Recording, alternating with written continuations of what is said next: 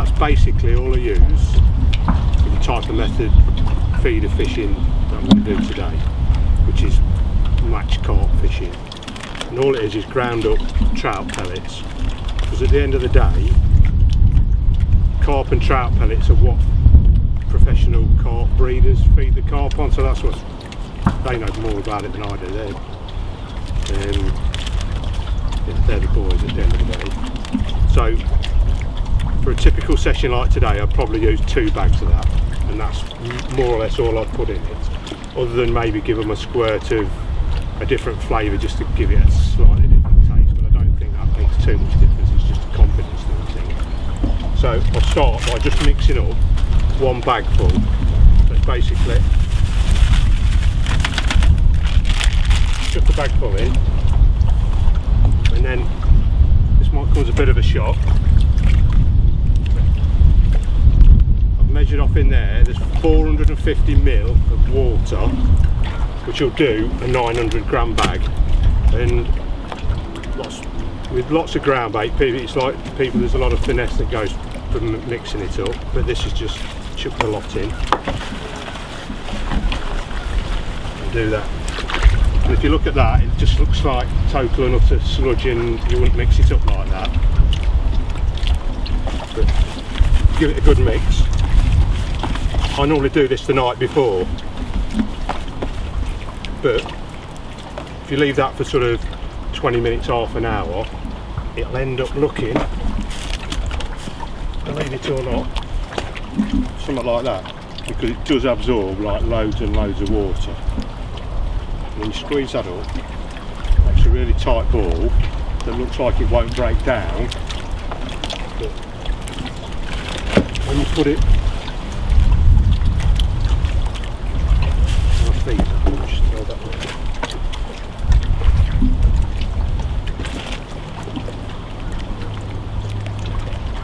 Squeezed on a feed, it goes on really, really easy. I suppose everybody's seen how putting a bait on and tucking it back in, so all I do is have a short hook length on, drop my bait in there, put that on and squeeze it on, probably make it a little bit neater than that. And that should stay on when you cast, and then when it hits the bottom it will slowly break down. So see now, that's starting to absorb the water. It's nowhere near as sludgy as it was. So what I do is I normally leave that for sort of, even if it's mixing up today, leave it for 20 minutes, half an hour, and just run it through the rhythm. So if I just run it through the rhythm now, you'll be able to see how it starts to go.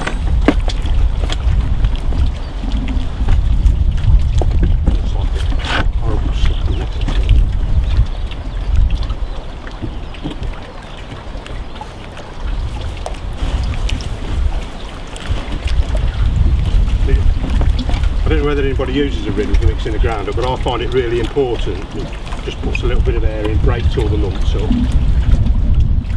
Just seems to do the ground bait good, really.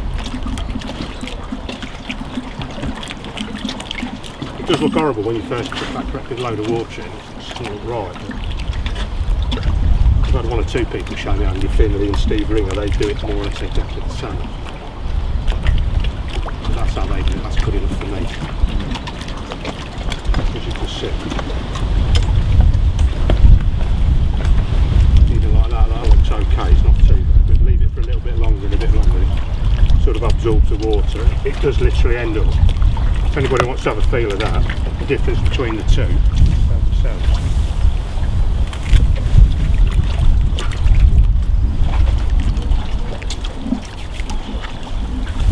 probably half an hour is the ideal. It's probably a little bit longer than that, but I just mixed that up last night before it came out. So do you just use tap water if you mix it up? Yeah. You know, if you blast tap water into a bucket, it gets rid of all the chlorine etc. Anyway, so I think half of what they tell you about using lake water is a right load. Used to like that with the aquariums, they used to say never use tap water. Well, I've won enough matches and caught enough carp doing that for it not to bother me. I think lots of what people old thinking was always mix it up with the water, bang on it. Lots of what people talk about baits. some of it's alright and some of it's not. Yeah, With my okay. mind, but, yeah. But I'll just show you. Put the first one. Not really tight. The tight, obviously, the tighter you put it on, the longer it takes to break down. So, if you imagine now a bait just sitting in there and doing that, and when it's cast in, if you watch that, it'll just start to break down quite quickly. Actually, How long do you leave it before? when I start, I wouldn't leave it in any longer than 2 minutes. So probably, yeah, well, 2 or 3 minutes, and I just keep casting even if I won't get any bites, just to get some bait down on the bottom. Because if you look at that now, it's starting to break down. There's all sorts of little bits and bobs in there, little particles, and you don't actually want to feed the fish. You just want to attract them and keep them in the swim. And there's loads and loads of stuff there that will keep them feeding. Looking down, it's getting softer and softer anyway. So if the fish comes in and starts sucking, to just suck the whole lot in really. And if you've just got a single grain of sweet corn or a couple of dead red maggots or a little boilie sat in the middle, the whole lot's just going to go up into its mouth.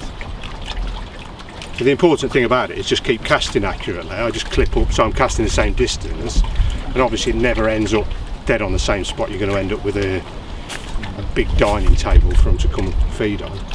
But it is important to keep casting regularly. Obviously the longer you go without getting a bite, the less and less you cast, but I'd still, on a day like today, still cast every 10 minutes, even in the 3rd or 4th hour if I've not had anything, because you did 6 fish in the last hour and you're going to have £60, because there can be 7, 8, 9, £10 in here. Plus you'll have a bit of movement on the bottom. Yeah, well, yeah, there'll be a bit of natural toe on the bottom. Yeah, any fish are going to prod it. Would there be any time when you'd actually add any particles or pellet or anything I might add. to it? Is there any time when you'd actually add anything to the mix? Not really. If I'm fishing like that, I'll stick with it all day. But I might at some time add a few tiny little 2mm pellets or an odd dead red maggot or two.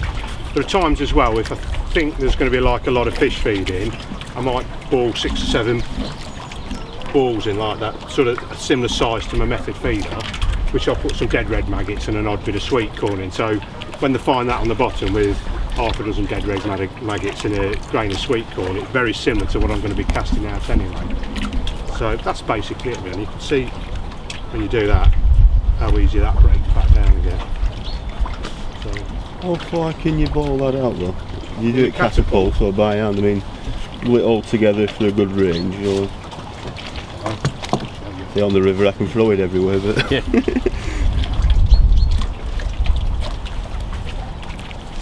I'm not using catapults, I don't know how to go with it. Far enough then. Yeah. What's, I don't know, 50 yards maybe? Which is, I think, plenty far enough on somewhere like this. And that's like, honestly, it is that simple, but it is just a case of getting your ground bait right, casting accurately, and keep casting, and keeping your fingers crossed that some fish move into where you're fishing. So I mean, you mixed it up roughly 2 to 1, didn't you? I mean, Basically, yeah, Yeah. more or less. Yeah, if you remember that. that's a sort of simple rule that's worth going to, yeah? If you're not sure, err on the not too much water, and then if it's like, if it feels a little bit dry, you can always add a little bit more, you know, because it'll dry out during the day anyhow. you know, what I normally do is I'll mix it up in a bucket and then I'll put that on top and then only just put a little bit in there and maybe put my towel on top of that and just put enough for an hour's worth of fishing in there, so it never dries out too much. But you're never really sure, each bag can vary how much water you're going to need in it, so to be quite honest, just err on the light side with the water, and it's easy to add it. You can't never take it out once you put it in. Yeah. You can always add a bit more trout pellet to it, but it never seems quite right once you've done it like that. Presumably you can also tell your mix when you're casting, if it falls off it's too wet, if you wind it back in and there's still some on there it's too dry. I would probably say the other way around. Alright. If it's too dry it'll fly off. Okay. If it's too wet and too stodgy, if you wind back after 5 minutes and it's like that, it's probably a little bit too wet. Yeah. But if I wound that back now, that'll more or less come off as you're winding back. So what you hope is when you pick up, it just all comes off Yeah. your feeder. And then when you're actually fishing, it's quite important to cast, let it hit the bottom, and just tighten up to it, and not move your feeder. Because obviously, if you move your feeder, it makes a trail and your bait's hanging over here somewhere. What you actually want is your bait to, you can imagine it breaking down in the top, just breaking off, and your bait sitting on the top, just there ready for a fish. Is that why you prefer the flat one? Because the only ones I've ever used are the thin ones, you know, like I the must tops admit, and I the use a core. flat one all the time. Yeah. I think the ones with fins on are okay for moulding it on and throwing it a long way, but if you're only chucking 40, 30, 40, 50 yards, then flat one's fine, because it will always sit like that. Well, I say always, probably 99% of the time. But with a fin one, okay, they might have a weight in the bottom, but I don't think you're ever sure that the land weight down with the bait up. And how long the hook length do you use out of interest? Three, 3, 4, 3, 5, 4 inches. yeah, 5 inches max. I think sometimes with if there's some bigger fish like there probably are here, you probably err on the longer side than the shorter side. But when I say longer, the longest I'd probably go is 5 inches. Is there any elastic in that system? No, that's just so that's straight through. 3 running one. Yeah. What I'd normally do, that's just like one of those Corum feeder beads. Yeah. So I can change them up length. So if I want to hook 2 red maggots on, I can just hook them. Yeah. If I want to air rig a bit of sweet corn or a little boiler, I can do that. And I've got a little cork board that I just keep my hooks on my tray. So it's dead easy just to change one over. Dead simple, really. What do you use today then? £8 each on that. I normally use what is it? Crystalite, £8, or Daiwa do Sensor, Sensor, £8, yeah. which is fine. And then Preston's Powerline, is it, for uplands, about 17, or I think it's about 6 points or something. A couple of pounds down from the... Yeah, just as long as we uplands a little bit light, so yeah. You tried different mixes, you know, one on the outside, one on the inside, like a stickier mix. I've never really bothered, because to be honest, you squeeze that really hard, squeeze it a bit soft, Yeah. the top one will break down a lot quicker than the bottom one anyway, so Yeah. that's what I always tend to do, just put just a little bit of feel really. I put the bottom one on a little bit harder than the top one, Yeah. but you just got to make sure that the top one sticks, so when you're casting it, make sure it's the bottom one. So it's just a little bit of trial and error, and just see how it goes during the day really. But I think if you can do that with it, you can squeeze it up, catapult it in without it breaking down, and then do that, so it basically breaks down to how it was, you're not far off with how it should be. So. Sorry. No, you're right. You didn't want that head, did you? To the clip, close your bail arm, stick your rod under the water so you can just see your tip, and you can see when the feeder hits the bottom, which is now, and just gently tighten up, drop in the rest.